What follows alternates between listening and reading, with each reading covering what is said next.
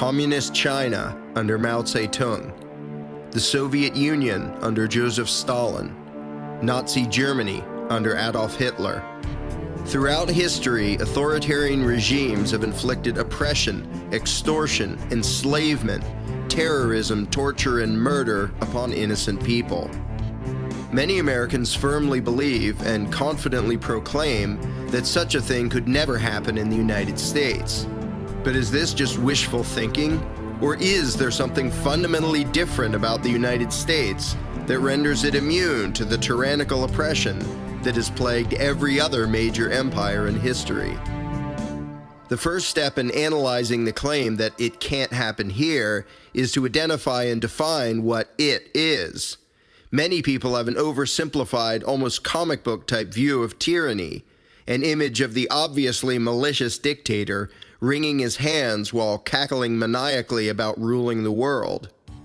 In the real world, tyranny has always come about under the guise of defending the nation, protecting the people, and creating law and order. To gain power, a tyrant, at least to begin with, needs the support of the people. A successful tyrant cannot openly exhibit malice and lust for power, but must craft his message so as to convince the people that his intentions are noble, that he wants truth and justice to prevail, and that the way to make that happen is to give him power and control.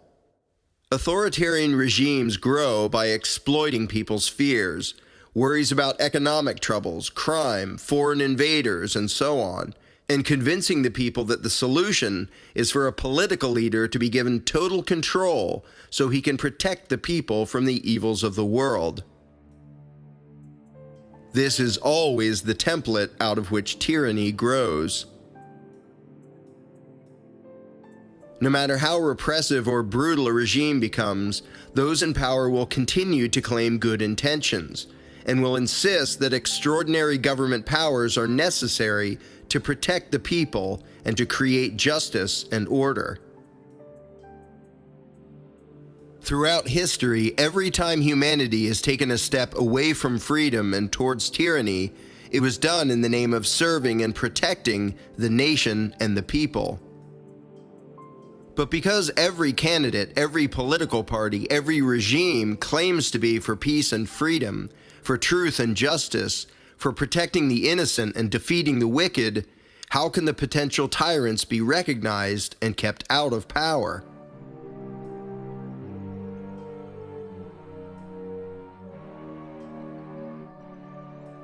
Every tyrant claims to have noble motives, insists that the people should trust him, and promises to use his power for good. Finding the truth, therefore, requires one to look past a politician's words and to focus instead on his actions. There are several basic philosophical principles which tyrants always seek to undermine and destroy. In any country, determining whether these principles are being respected or violated indicates whether that country is headed towards tyranny, or is already there. Historically speaking, it is a relatively new concept to suggest that there are limits to what rulers may do to their people. The Magna Carta 800 years ago expressed the radical idea that even the king should be subject to certain restrictions. Subsequent English law and later the U.S. Constitution specifically described certain things that those in power can never have the right to do. Several examples of this are found in the first 10 amendments to the U.S. Constitution, collectively known as the Bill of Rights. This would include freedom of speech, freedom of religion, freedom from unreasonable searches and seizures, freedom from being forced to testify against oneself, the right to be armed, the right of an accused to a trial by a jury of his peers, and so on. The Bill of Rights did not claim to create any of these rights, but instead identified such rights as inherent to humanity, pre-existing and outranking all man-made authority of any kind. Rights that should never be violated, even if the majority supports such violations, and even if those in power claim that such violations are urgently necessary and are being done with the best of intentions. The authors of the Bill of Rights were well aware that once these principles are abandoned, the end result will always be unbridled tyranny.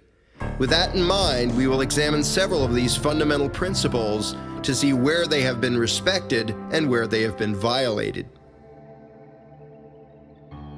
The U.S. Constitution describes a very restricted, limited role for the federal government to play.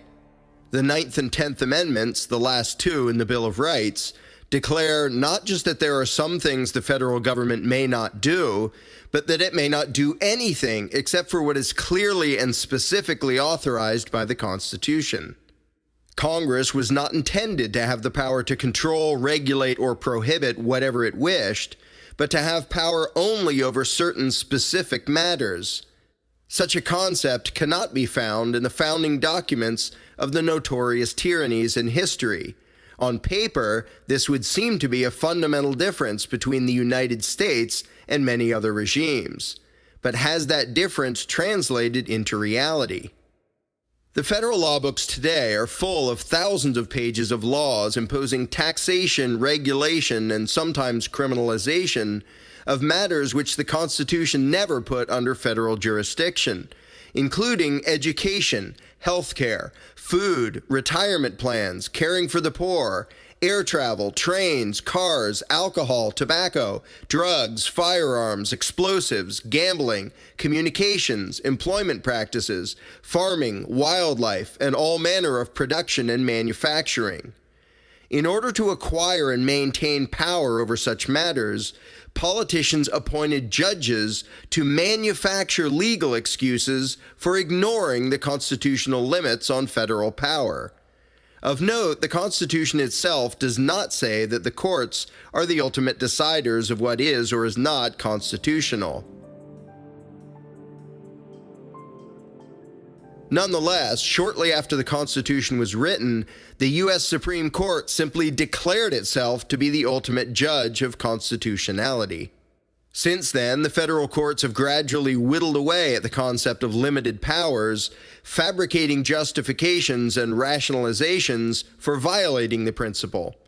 One significant example occurred in 1942, when the Supreme Court ruled that Congress could regulate and control a farmer growing and consuming his own wheat on his own property under the Interstate Commerce Clause of the Constitution. The outrageous rationale was that the farmer growing and consuming his own wheat, though such activity is neither interstate nor is it commerce, might have an indirect impact on interstate commerce, because if the farmer had not grown his own wheat, he might have purchased wheat elsewhere, which might have traveled through interstate commerce if he had. And so, with the obvious premeditated intention of drastically expanding federal power, the court simply manufactured a new legal excuse for putting nearly everyone and everything under federal control. Recently, the Supreme Court fabricated another new legal principle out of thin air to allow President Obama to force citizens to purchase private health insurance. As a result, Congress can now not only tax, regulate, control, and forbid anything it pleases, but can even force citizens to spend their own money on certain products or services, bringing to an end even the flimsiest facade of a federal government of limited powers.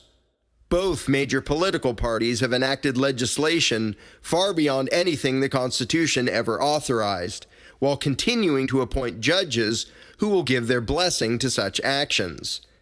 And this has often occurred with public approval, by people more interested in the promise of being protected and taken care of than they are in the fundamental principles of freedom. Ultimately, the American politician and the American voter have cooperated to completely destroy one of the primary checks against tyranny. The next obstacle to tyranny to examine is the concept of due process, which dictates that when the state intends to take someone's property or freedom, it may not do so arbitrarily, but may do so only by way of the legislative process, providing individuals with an opportunity to challenge the claims and actions of the government at an open and fair hearing before a neutral judge. And in criminal cases, the government may not punish people based on mere accusations or suspicions, but must provide evidence sufficient to convince a jury of his peers beyond a reasonable doubt that the accused has violated the law. While the Fifth Amendment mentions the right to due process, merely having such words on paper does not necessarily mean the principle will be adhered to in the real world. Indeed, similar concepts contained in the constitutions of Red China and the Soviet Union failed to stop those authoritarian regimes from murdering millions of human beings without charges or trial. The Constitution of the Weimar Republic, the government of Germany preceding Hitler's rise to power, was very thorough regarding the concept of due process, saying, quote, "The rights of the individual are inviolable. Limitation or deprivation of individual liberty is admissible only if based on laws. Persons deprived of their liberty have to be notified at the next day on the latest by which authority and based on which reasons the deprivation of their liberty has been ordered. Immediately, they have to be given the opportunity to protest against the deprivation of liberty." Technically, the Weimar Constitution was still in effect during Nazi reign. However, Article 48 of that Constitution provided that, in cases of national emergency, the government could suspend nearly all civil rights, including the right to due process. The idea that a government may not do certain things unless it decides to give itself permission to, in the name of some emergency, obviously contradicts the concept of unalienable rights. And though the U.S. Constitution does not authorize anyone to suspend the principle of due process, the U.S. government has spent decades fabricating excuses for circumventing and undermining the principle.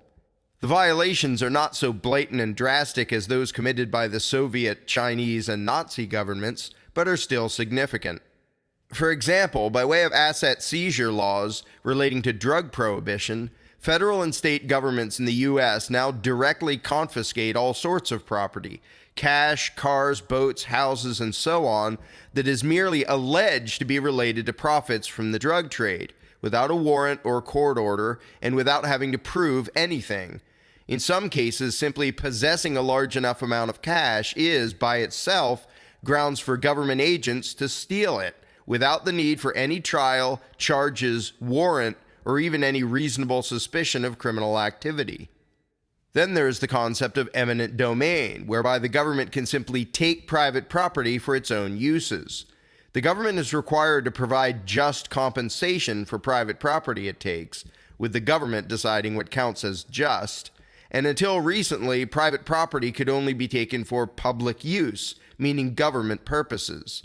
That changed in 2005 when the Supreme Court proclaimed that governments could take private property from one person and give it to another based solely on the likelihood that doing so might create jobs and increase the government's tax revenues. Now, any government, federal, state, or local, can forcibly take any piece of property from one person and give it to another on the claim that doing so might help the economy. One of the most widespread violations of due process can be seen in the U.S. criminal justice system. In the vast majority of cases where an individual is accused of a crime in the United States, there is no trial, no jury, no public hearing, no proof of guilt, no evidence presented, and therefore no opportunity to challenge or rebut the evidence. This complete denial of the right to a fair public trial by a jury of one's peers is done via a procedure known as plea bargaining. In short, the accused is told that if he confesses, his punishment will be less harsh than if he demands a trial. When faced with the potential expense, embarrassment, fear, stress, and pain involved with being prosecuted by a government with virtually unlimited resources, even many innocent defendants confess, relieving those in power of having to prove guilt.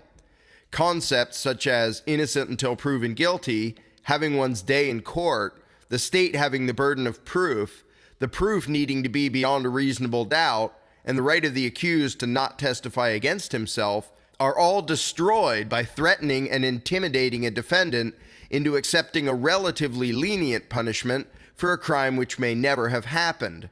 The underlying message is a very old one. Confess, whether falsely or truthfully, and your suffering shall be reduced. To make matters worse, all defendants who submit to such threats are also required to sign a statement saying that they weren't coerced into confessing. Many countries, recognizing that plea bargains amount to forced confessions, prohibit the practice. But in the United States, it is how the vast majority of criminal accusations are settled, without evidence, without a trial, without the government ever proving anything. But the ultimate contempt for due process evolved relatively recently in the U.S., with the Bush and Obama administrations claiming the right to indefinitely detain individuals without trial or charges, meaning someone could be imprisoned for life without ever being formally accused of any wrongdoing, or even if he was charged, put on trial and found not guilty. Even more drastic than that is the policy, again condoned by the Bush and Obama administrations, saying that the president has the power to issue orders to kill individuals outright, foreigners and U.S. citizens, without warrant, trial, or charges. The result of all these policies is that, notwithstanding what the Fifth Amendment says about due process, the federal government can take the property, freedom, and life of any individual it chooses without any due process at all.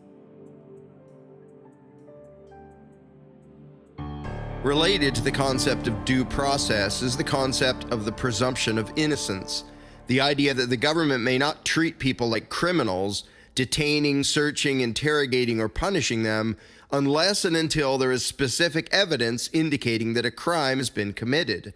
The Fourth Amendment prohibits unreasonable searches and seizures, and requires warrants based on probable cause and approved by a neutral judge before government agents can search one's person, belongings, or property.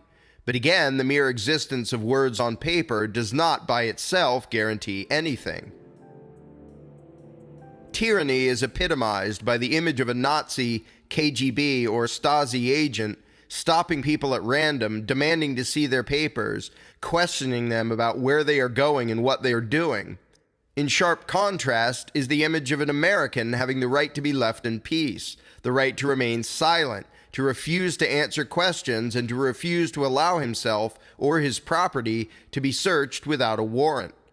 However, that distinction is fading as those in power continue to invent new ways to circumvent and undermine the principle of presumption of innocence, under the guise of combating drugs, terrorism, and illegal immigration, among other things.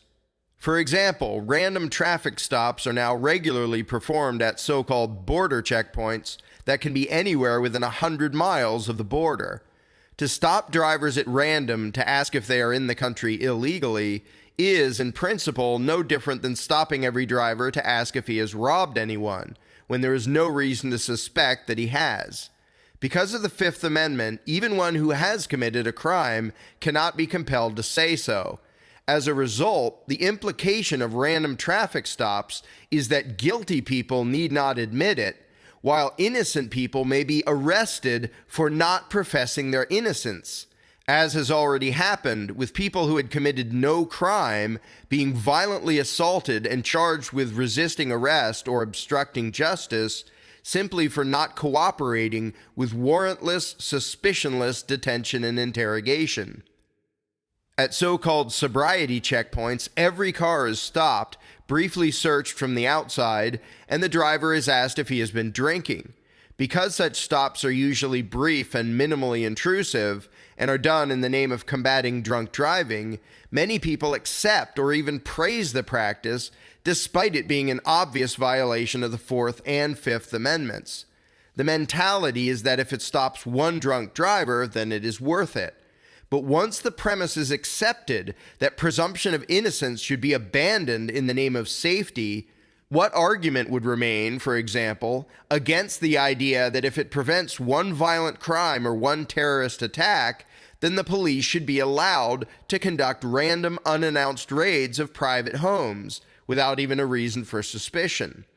Every totalitarian police state has grown out of such a mindset. And the tactic of detaining and interrogating people at random is not limited to traffic stops. Americans have long since grown accustomed to being questioned and having their belongings rummaged through before boarding a plane. But since 9/11, 2001, anyone who wants to fly must now be subjected to an electronic strip search or a thorough physical pat-down, which in many jurisdictions fits the legal definition of sexual assault. This is the natural progression of things once a fundamental principle is abandoned. Many Americans now blithely accept being treated like criminals in the name of safety and security, being detained, interrogated, and searched without any reason to believe they have done anything wrong. And this now occurs not just at airports, but in certain housing projects, in parts of New York with the new stop and frisk policy, on the Houston bus system, and elsewhere. The response has been mixed, with some praising the tyrannical practice as a good way to reduce crime, and others objecting to the obvious violations of privacy and civil rights. Whether such practices will continue and expand depends largely on whether the people will tolerate it, which in turn depends upon whether the people understand and care about the basic principles of liberty. Some Americans who are still aware of their rights, when stopped and confronted by the police without cause, refuse to consent to a search or questioning, and instead ask, "Am I free to go or am I being detained? And if I am being detained, what is your probable cause to suspect that I have committed a crime?" Even doing this, no matter how politely, often results in open hostility from the police and condemnation and insults from other Americans who view such actions as the behavior of a criminal and troublemaker. This demonstrates the growing rift between, on the one hand, those who have accepted the authoritarian attitude that one should, without question or hesitation, cooperate with whatever someone in a uniform tells them to do, and on the other hand, those Americans who still understand and respect the fundamental principles of individual liberty. The concept of presumption of innocence also implies a right to privacy regarding one's records and correspondence, one's papers, as the Fourth Amendment puts it. However, the way the federal income tax is currently applied destroys the financial privacy of Americans. Based on the claim that all income, all expenses, almost every type of financial transaction is relevant to determining an individual's income tax liability, the U.S. government claims the right to demand, by way of an IRS audit, almost every type of personal financial record imaginable, without a warrant and without even the accusation that the person has done anything wrong. And there are countless other ways in which presumption of innocence is being eroded. Warrantless spying on all sorts of communications, agents being allowed to write their own search warrants, rendering the entire concept of a warrant pointless. So-called sneak and peek searches and national security letters, the legality of which cannot be challenged because the ones being spied on are never told that it happened, and those who find out are threatened with imprisonment if they tell anyone else. In spite of the Fourth Amendment, today Americans are not secure in their persons, or their houses, or their papers, or their effects. The concept of presumption of innocence has been abandoned by both major political parties and by a large portion of the American public. One of the most classic signs of tyranny is when the people dare not publicly criticize their own government. But even the regimes which most violently crushed all dissent and criticism pretended to support freedom of speech. And the fact that the U.S. Constitution also mentions freedom of speech has not stopped those in power from trying to silence dissent, directly and indirectly. Examples of direct censorship would include the Sedition Act of 1798, the forcible confiscation of newspapers and the arrest of news editors during the Civil War, and a second Sedition Act passed in 1918. But for the most part, those in power in the U.S. have had to rely on more subtle, indirect methods, dissuading people from speaking out using veiled or not so veiled threats, insults, or intimidation to create what the Supreme Court calls a chilling effect. This can take different forms, such as the government demanding that dissident groups hand over a list of their members, which was ruled unconstitutional in 1958, or federal agents monitoring certain individuals or groups, openly or covertly, based upon their political beliefs, or keeping lists of those critical of government and characterizing them as potential terrorists, or stopping and questioning people based on what their bumper stickers or t-shirts say. The goal of all such tactics is to use intimidation and harassment to discourage people from speaking their minds, or from associating with others who do. The recent demonization of all manner of groups, conservative and liberal, which have been critical of current government policies, and the herding of protesters into so-called free speech zones are further examples of indirect attempts to silence dissent. Another tactic that is not exactly censorship but has the same goal is those in power exerting undue influence over the media by giving preferential treatment and more access to news outlets sympathetic to the agenda of those in power, and using connections and influence to persuade news agencies to slant the news a certain way, or to downplay or simply ignore certain events and stories.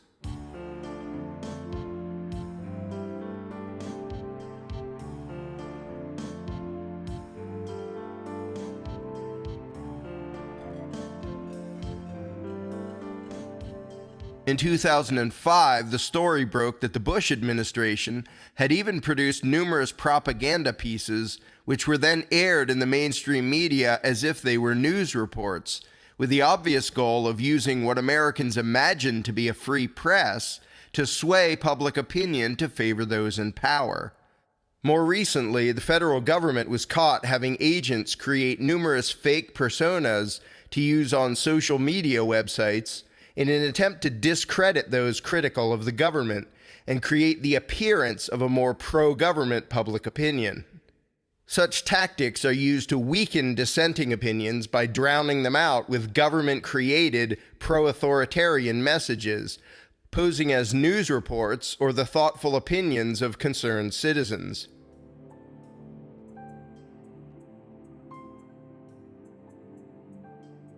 But despite such disinformation tactics and the attempt by those in power to publicly malign or denigrate any who oppose their agenda, for the most part, freedom of speech remains alive and well in the United States, especially in the alternative media, which now dominates the internet, which those in power have been unable to control. Unlike the philosophical principles of limited powers, due process, and presumption of innocence, the principle of freedom of speech is still understood and cherished by nearly all Americans. Dissent and protest is, in fact, becoming more and more widespread, despite government efforts to undermine it through spying, propaganda, vilification, and intimidation. Perhaps the most conspicuous difference between the U.S. Constitution and the constitutions of other countries is found in the Second Amendment, which describes the inherent right of the people to be armed. During the founding of the country, Federalists and Anti-Federalists alike openly opined that the people should always remain armed, not merely to defend against common criminals or foreign invaders, but to retain the ability to forcibly resist their own government. An armed populace is essential to the idea that the people have the right and duty to alter or abolish any government that has become destructive of individual liberties, as the Declaration of Independence says. In contrast, the constitutions of many tyrannical regimes have claimed that all political power belongs to the people, but never gave any teeth to that idea by allowing the people themselves to remain armed.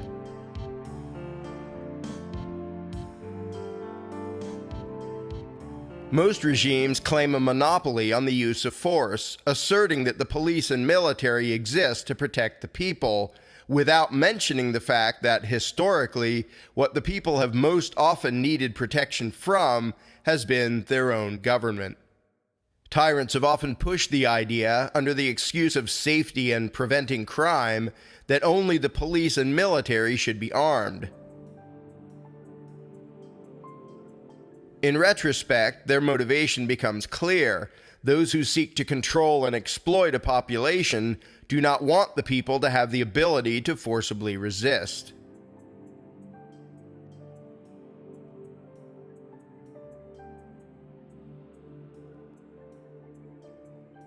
For decades, some American politicians have exhibited a similar attitude.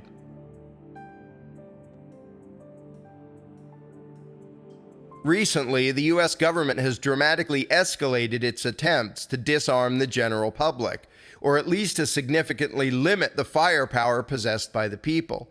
Even though nothing in the Constitution puts such matters under federal jurisdiction, and even though the Second Amendment specifically prohibits the federal government from enacting any so-called gun control.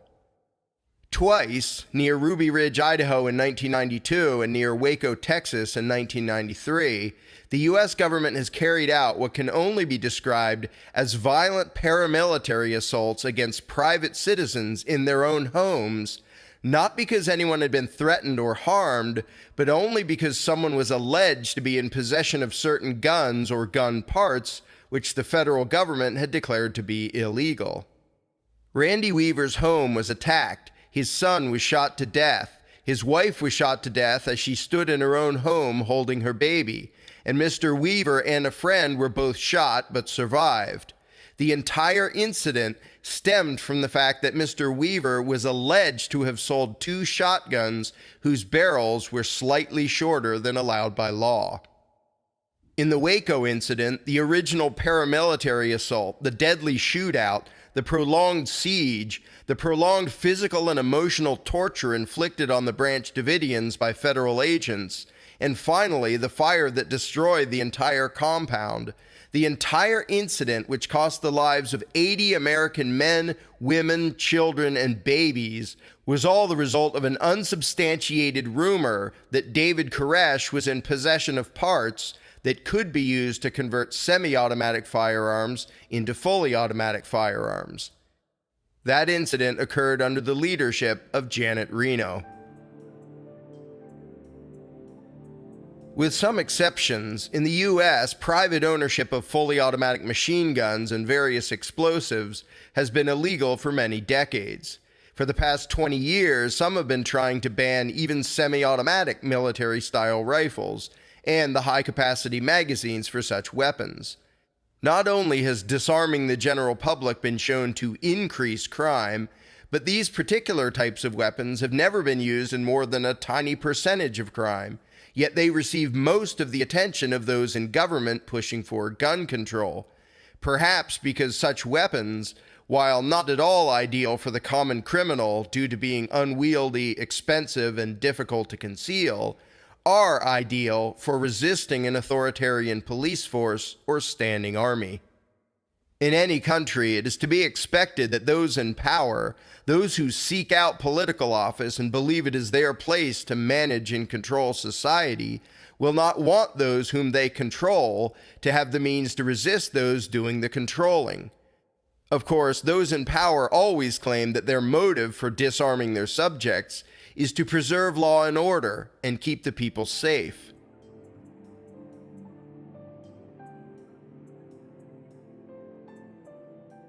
Despite the many examples of brutal oppression which have historically followed public disarmament, those currently in power in the U.S. have managed to convince a large percentage of Americans to enthusiastically demand that they themselves be disarmed. Most Americans simply cannot imagine that their own government has any intention of violently dominating and controlling the people, just as the people of China, Russia, and Germany no doubt couldn't imagine it. However, in addition to the recent all-out push for so-called gun control, the U.S. Department of Homeland Security recently ordered over 1.5 billion rounds of ammunition, which comes to 5 bullets for every man, woman, and child in the country, purchased by an agency that is not involved in international war, but is purely about domestic law enforcement. One does not buy such a quantity of ammunition, much of it hollow point designed to do maximum damage to the human body, unless one is planning for a large-scale armed conflict. Add to that the gradual militarization of many local and state police forces, several thousand armored vehicles ordered by Homeland Security, and, perhaps most shockingly, the admission by the top law enforcement official in the country under the Obama administration that he believes that it would be both legal and justifiable not just to kill foreigners abroad, not just to kill U.S. citizens abroad, as has already occurred, but to kill U.S. citizens on U.S. soil without charge or trial if the president decides they are a threat to government. In recent years, various flyers and memos from state and federal law enforcement agencies have surfaced showing what those in power consider to be signs that someone might be a threat.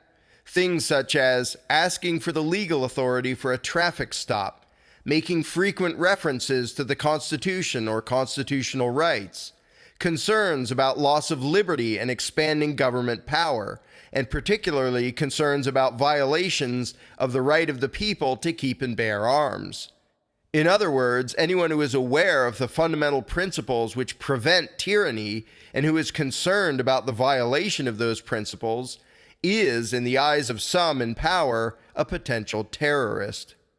If at any point any group of Americans decides to resist any one of the numerous infringements on their unalienable rights going on today, as the Declaration of Independence says is their right and duty, the government can simply declare the resistors to be enemy combatants, which, according to those now in power, would justify murdering the resistors outright without charges and without a trial. Under every tyrannical regime, every new violation of civil rights was committed in the name of law. Any who disobeyed were deemed criminals, and any who forcibly resisted were called rebels, insurgents, or terrorists. Using this template, tyrants have inflicted one act of aggression after another against the people, and then violently crushed any opposition or resistance that arose in the name of enforcing the law, preventing crime, and keeping order. Every law, every regulation, every policy of every government is imposed upon the people via armed enforcers. So when those in power seek to legislatively violate the fundamental principles of individual liberty, in the end, the only real guard against tyranny is the ability of the people to forcibly resist their own government. In 1776 and today, that ability relies mainly upon one thing: firearms. Despite decades of trying, U.S. politicians have, so far, failed to disarm the American people. Even the recent full-blown nationwide campaign of emotionalism and fear-mongering designed to scare the people into tolerating or even demanding public disarmament has only resulted in record numbers of firearm and ammunition sales. Those who seek dominion over others always claim that they need the power in order to protect and serve the people. Indeed, the most horrific examples of man's inhumanity to man have been done in the name of the people and the common good. The preamble of the Constitution of what became the most murderous regime in history states that the Chinese people have often fought, quote, for democracy and freedom, and that after Mao's communist revolution, quote, the Chinese people took state power into their own hands and became masters of the country. Every tyrannical regime pretends to represent the very people it oppresses. The Constitution of the USSR asserted that it was the job of the Soviet government to, quote, ensure the maintenance of law and order and safeguard the interests of society and the rights and freedoms of citizens. If there is one commonality among all tyrants, Mao, Stalin, Lenin, Hitler, Mussolini, Pol Pot, and countless others, it is the collectivist philosophy, the idea that it is justifiable and even noble to sacrifice the rights of the individual in the name of serving some greater good.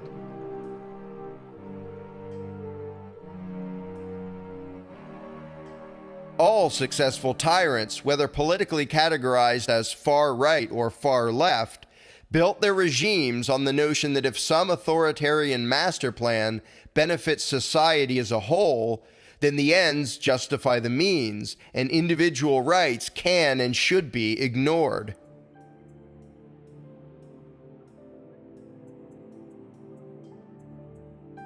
This idea is the antithesis of the concept of unalienable rights and individual freedom.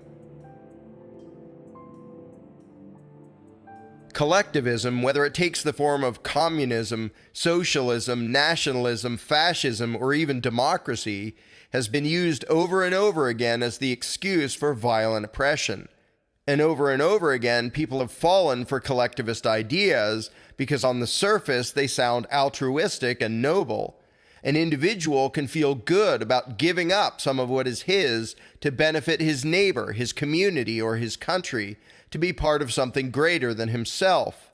But there is a fundamental difference between, on the one hand, someone voluntarily choosing to help his fellow man and to cooperate for mutual benefit, and on the other hand, having the state force individuals into doing whatever those in power say is for the common good.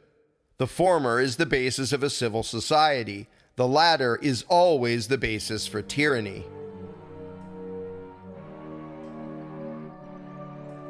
Government, by its very nature, is not about voluntary cooperation. It is about a ruling class legislating a central plan, forcing the people to comply and punishing any who don't conform. But tyrants have learned that the best way to trick someone into tolerating his own subjugation is to convince him that it will somehow benefit his fellow man, or society as a whole. Every tyrant uses this lie to exploit the compassion and virtues of the common people in order to enslave them in the name of the common good. At the founding of the United States, there was a fundamentally different idea, the idea that the only legitimate purpose of government is to protect and defend the rights of individuals. The idea that peace, prosperity, and justice come not from an authoritarian ruling class controlling and micromanaging society, but from free and equal individuals trading and cooperating voluntarily, each free to do as he pleases, provided he does not infringe on the rights of others. In fact, all of the principles which prevent tyranny are merely extensions of the idea that every human being has a right to live, to be free, and to pursue his own happiness in whatever way he sees fit, and that the good of society is best served by recognizing and respecting the human rights of every individual.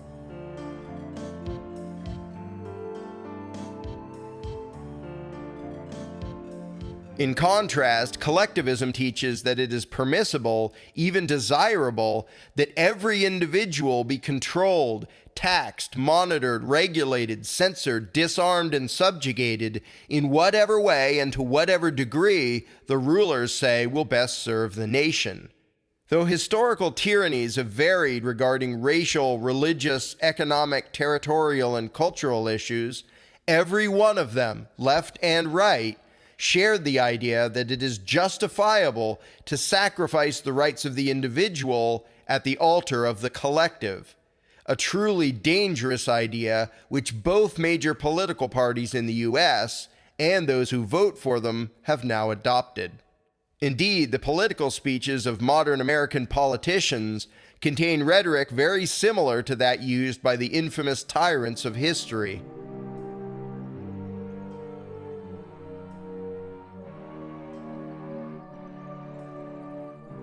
To a large degree, America has abandoned the idea of unalienable rights and individual liberty, and has embraced instead the philosophy of tyrants, collectivism.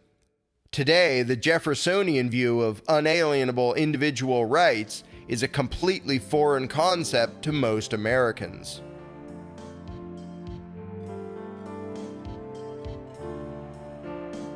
And history shows that once the people themselves have forsaken the primary philosophical principle which prevents tyranny, freedom and justice will not long survive. Every tyrant tells his subjects that if they will just give up their freedom in favor of authoritarian power, then he can protect them from all the dangers and uncertainties of life, including economic troubles, crime, and especially foreign enemies.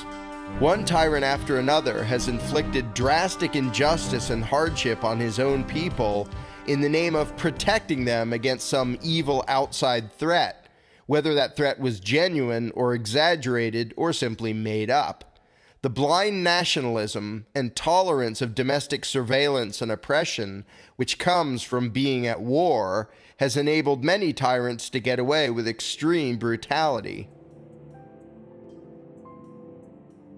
The latest excuse for perpetual war is to spread democracy around the world. But regardless of the exact excuse, once the fear-mongering and war propaganda is in full gear, most dare not resist with words or actions, for fear of being perceived as traitors or cowards, or even worse, sympathizers with the enemy. As the head of the Nazi Gestapo put it, quote, "Naturally, the common people don't want war, but after all, it is the leaders of the country who determine policy, and it is always a simple matter to drag the people along, whether it is a democracy or a fascist dictatorship or a parliament or a communist dictatorship. All you have to do is to tell them they are being attacked and denounce the pacifists for lack of patriotism and exposing the country to danger." This tactic has been effective for many centuries, exploiting the natural pack mentality of human beings. The us versus them mentality has always been an effective tool for tyrants in duping the people into showing blind loyalty to their political masters and tolerating all manner of injustice and oppression from their own government.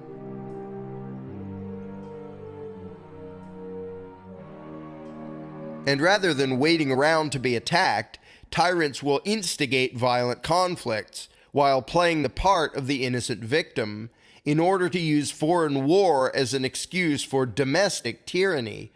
Even Plato described this tactic 2,000 years ago.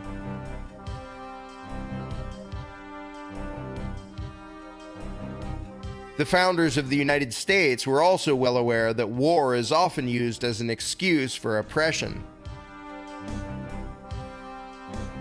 Often, tyrants have used propaganda and false flag operations to start a war as an excuse to claim more power for themselves.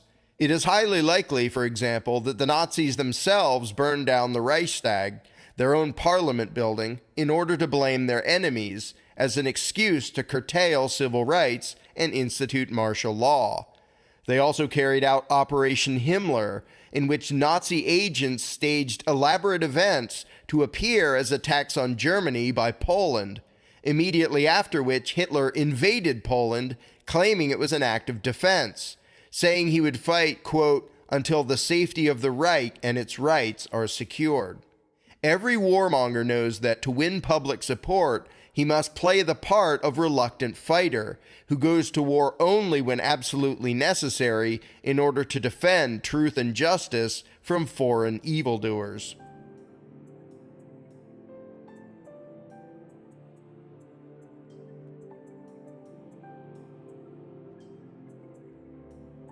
Such rhetoric works simply because people never want to imagine that their own leaders are malicious warmongers who would intentionally cause unnecessary suffering and death, and this leaves the people very receptive to the propaganda fed to them by their own governments.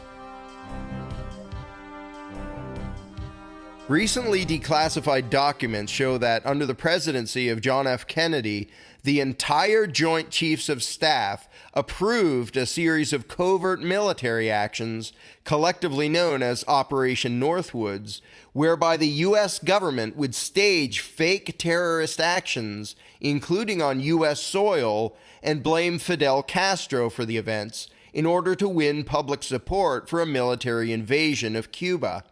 The documents went into detail describing plans to attack U.S. military ships, stage mock hijackings or the shooting down of civilian airliners, and so on. While this particular operation was not carried out, the documents give a clear view of the deceptive warmongering mentality of some of the highest officials in the United States military and government, who plan to commit false flag terrorist actions in order to deceive the American public into demanding war. While the documents clearly proving this are publicly available, few Americans know about it, and the mainstream American media has given the matter only brief mention, allowing most Americans to comfortably but mistakenly assume that their government would never engage in the types of deception, propaganda, emotional manipulation, false flag terrorism, and warmongering that so many other regimes have been known to engage in. So how are people to tell the difference between honest leaders fighting against real threats and would-be tyrants using deception and public fear to empower themselves and enslave the people? The answer is quite simple. If those in power seek to preserve the fundamental principles of liberty, they can probably be trusted. But if their solution is to sacrifice and violate those principles, then they are tyrants, no matter what excuses or rationalizations they try to hide behind.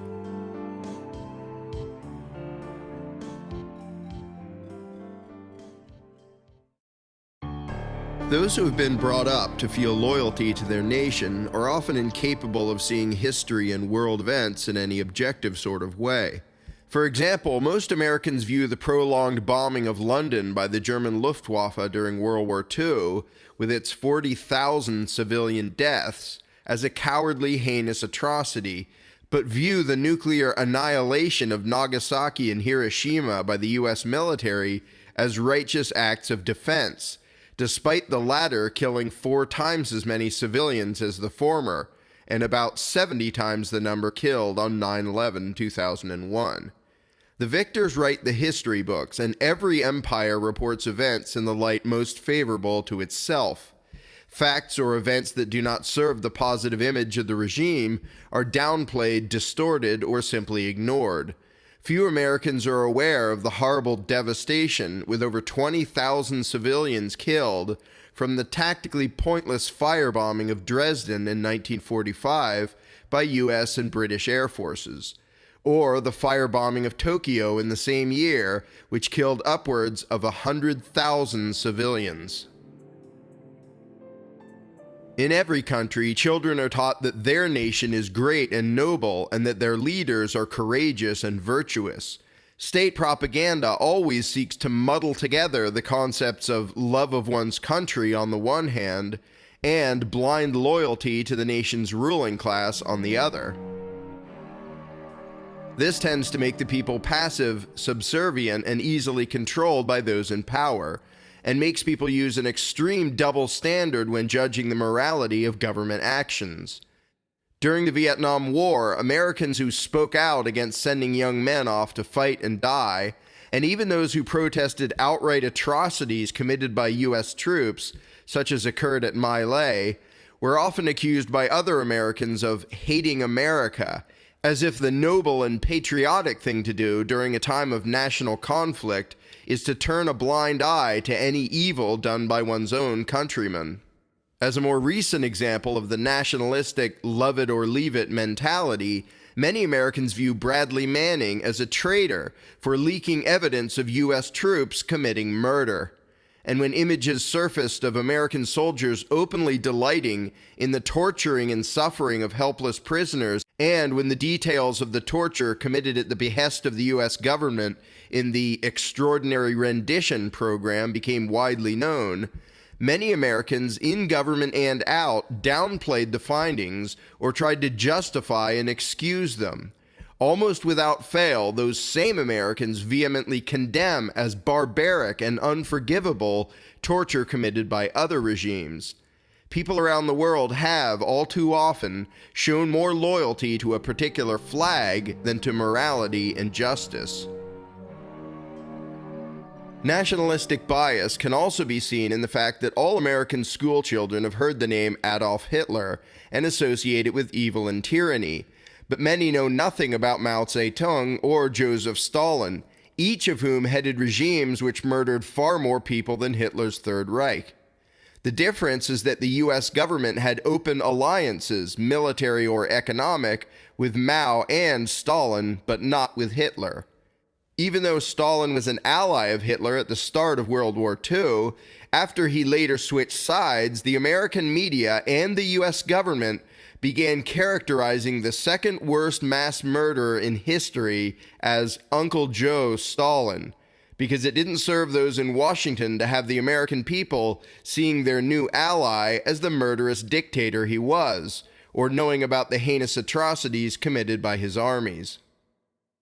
Likewise, despite the British Empire's long history of widespread brutal imperialism in India, parts of Africa, and elsewhere, including in the American colonies, most Americans have been taught to have a generally positive view of England, simply because maintaining the image that one's own government is noble and virtuous requires maintaining the belief that the allies of one's government are noble and virtuous. Nationalistic bias can be seen regarding domestic oppression as well. Despite the countless cases of American police being caught lying under oath, planning evidence, intimidating, harassing, threatening, assaulting, and sometimes even murdering unarmed civilians, and despite the fact that whenever this happens, other police officers and departments invariably attempt to downplay, cover up, or even excuse such abuses, many Americans still believe that American law enforcement is on the side of freedom and justice, except for a few bad apples. No matter how many instances of police brutality and corruption come to light, many Americans insist on believing that those are the exception rather than the rule. Yet when they see similar behavior from police forces in other countries, they have no problem recognizing it as oppression. What Americans imagine to be the freest country on earth has the highest incarceration rate in the world, with well over 2 million individuals currently caged, most of them for victimless crimes, a number far higher even than are imprisoned in communist China, despite China having a total population over 4 times that of the US. Americans tend to view the killing of unarmed protesters in Tiananmen Square in 1989 as typical and representative of the nature of the Chinese government, but view the killing of 4 unarmed student protesters at Kent State in 1970 by the Ohio National Guard as an unfortunate fluke. They may view the execution of the members of the White Rose, a German group concerned with the growing tyranny of the Nazi government, as a sign of a truly oppressive regime, while viewing the armed paramilitary assault and slaughter of the Branch Davidians, a group concerned with the growing tyranny of the US government, as a regrettable error in judgment. Even more dramatically, many of the same Americans who recognize and righteously condemn the forced eviction and mass murder of the Jews by the Third Reich say little or nothing about the forced eviction and mass murder of the American Indians by the US government. While this has finally begun to change, for many years in America, one example of racial genocide was solemnly remembered as the low point in human history, while the other was romanticized and glorified in books and movies, and even by little children playing cowboys and Indians. The point is not that all authoritarian atrocities and injustices have been the same in scale or severity. The point is that one's nationality tends to make one more likely to forgive and forget evils perpetrated by those wearing his flag, and more likely to condemn and remember the evils committed under other flags. And this phenomenon has been a huge help to tyrants around the world, whose subjects have been quick to judge foreign dictators, but slow to recognize and criticize injustices committed by their own rulers. It is easy for Americans to be judgmental about those Russians who still revere Lenin and Stalin as great and noble leaders, and those Chinese who still glorify and praise Mao Zedong. But the people of every nation are taught to view themselves and their leaders as virtuous and enlightened, while viewing the subjects of other regimes as ignorant, indoctrinated, and brainwashed. Consider the example of Abraham Lincoln, still revered in the US as the great emancipator, fighter for truth, liberty, and justice. By any objective measure, Lincoln's actions showed him to be a vicious tyrant, with no respect for individual rights or for the Constitution. American children are rightly taught about the evils of slavery, but are then taught, implicitly if not explicitly, that it was righteous for Lincoln to do whatever he had to in order to end slavery, even though that was not the primary reason for the war. tyrants throughout history have used the narrow, simplistic, good guys versus bad guys mindset to imply that if one's enemy is evil, then whatever one has to do to fight that enemy must be justified. And in the name of saving the Union, Lincoln violated every fundamental principle of liberty and justice. Not only does nothing in the Constitution authorize the use of military might to forcibly prevent states from leaving the Union, but where military force is to be used, it is Congress, not the President, empowered by the Constitution to declare war, which never happened during the Civil War. Furthermore, under the Constitution, only Congress may appropriate funds for military actions. President Lincoln simply stole the funds to carry out his own dictatorial military occupation of the states which sought only to peacefully secede and become independent. Instead of allowing that, Lincoln single-handedly started a war that killed over 600,000 Americans, more than died in World War I, World War II, and Vietnam combined. The Civil War was also the first time that the federal government used military conscription, forcing tens of thousands of men to kill or die for the Union. The Confederacy did likewise, triggering much criticism and resistance. It is ironic that Lincoln is now known as the man who ended involuntary servitude, even though he forcibly conscripted and enslaved thousands of individuals, not to pick cotton, but to engage in mortal combat, and in many cases to suffer and die.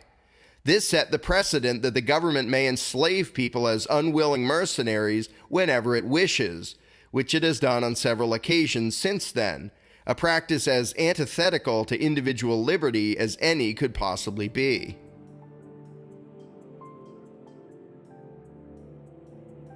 In a glaring violation of freedom of speech, Lincoln also forcibly seized newspapers in the North and arrested newspaper editors critical of his actions. He also violated the principle of habeas corpus, ordering thousands of non-combatants, including hundreds of women, to be forcibly taken hostage without warrant or trial, without even the accusation that they had committed any crime. At Lincoln's bidding, Union forces also engaged in widespread theft, vandalism, and terrorism in the South against civilians as well as combatants. In essence, Abraham Lincoln did what Mao, Stalin, and Hitler would later do, unilaterally claiming dictatorial powers, violently crushing opposition and dissent, and violating every fundamental principle of liberty and justice in the name of uniting the country. And yet he is still all but deified by most Americans as a great and noble leader and savior. And other U.S. presidents are also still glorified, despite the oppressions they inflicted on the people. From the beginning of the country and continuing for many decades, the government's treatment of Native Americans and of black slaves constituted an obvious, drastic violation of unalienable rights, by way of widespread harassment, assault, torture, enslavement, and murder. Other, more isolated abuses have been occurring from the beginning. John Adams, the second president of the U.S., signed into law the Sedition Act, which essentially made it a crime to criticize government, an obvious and gross violation of the First Amendment, just 7 years after the Bill of Rights was enacted. During World War II, the principles of due process and presumption of innocence were blatantly violated by FDR when he ordered the imprisoning of over 100,000 people of Japanese descent, most of them U.S. citizens, without charge or trial, based solely on their ancestry. This was done dictator style, by unilateral executive order, without any constitutional basis for doing so, though it was done with the blessing of the Supreme Court. Concerning the concept of limited federal powers, both FDR and LBJ, in the name of the New Deal and the Great Society, demolished the concept of a limited government, expanding federal control into the fields of education, transportation, healthcare, retirement, and welfare, among others, matters which the Constitution never put under federal jurisdiction. Indeed, the presidents who have done the most to destroy the principles of liberty are the ones most usually praised and adored today, and seen as great progressive leaders. As a result, nearly all of the principles described in the Bill of Rights are now violated every day in every state in the Union. Concerning the right of the people to be armed, perhaps the most glaring violation occurred relatively recently, when in New Orleans, in the wake of Hurricane Katrina, police and military went door to door, forcibly disarming innocent civilians without warrant, without probable cause, without anything in the Constitution authorizing such actions. Despite all of these examples and countless others that could be given, Americans still refer to the U.S. as a free country. All evidence to the contrary, no matter how overt or appalling, is usually dismissed either under the excuse that those were just isolated, unfortunate exceptions, or even more commonly, under the excuse that other regimes have been even more vicious and brutal. While quite true, resorting to such an argument amounts to conceding that America is not free, while arguing it should nonetheless be unconditionally praised and never characterized as oppressive or tyrannical, based solely on the fact that other empires have been worse. In this way, legitimate objection and dissent is squelched through shaming or intimidation by other Americans who believe that pointing out genuine injustice and tyranny in one's own country is unpatriotic, if not traitorous.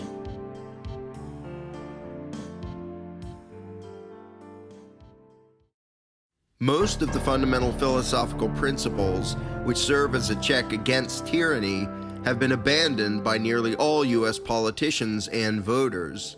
Americans have been scared into surrendering their basic rights in the name of safety and security, as has happened under so many other authoritarian regimes. The threat of war, terrorism, crime, poverty, and economic troubles have been used by America's political elite just as they have been used by foreign tyrants to intimidate the people into tolerating, and in many cases demanding, a level of government power and control that has virtually no limits. Many Americans now openly beg for government control of nearly everything without even realizing it, because they have grown ignorant and have become convinced that more power for the rulers means more security for the people, the lie on which all tyrannies are based. Being unaware of the fundamental principles of freedom and their importance, most Americans have willingly, eagerly given them up to whatever politician promised to protect them and take care of them. The progression of the United States empire, with its ever-expanding government power and ever-contracting individual freedom, is following the same general path that every tyrannical regime in history has. In terms of economics, the U.S. is less free than Hong Kong, Australia, Switzerland, and Canada, among others. While quantitating overall freedom is very difficult, most attempts to do so rank the United States in 10th place or lower and headed down. Every government puts out propaganda telling the people that they are free, that their country is the best, and that a strong government means a strong country. In reality, government power is always inversely proportional to individual freedom. Despite wishful thinking to the contrary, it can happen here. It already did happen here. It continues to happen here, and the situation is only getting worse. If America was ever special and different, it is no more, because the mentality and philosophy of the American people is no longer different.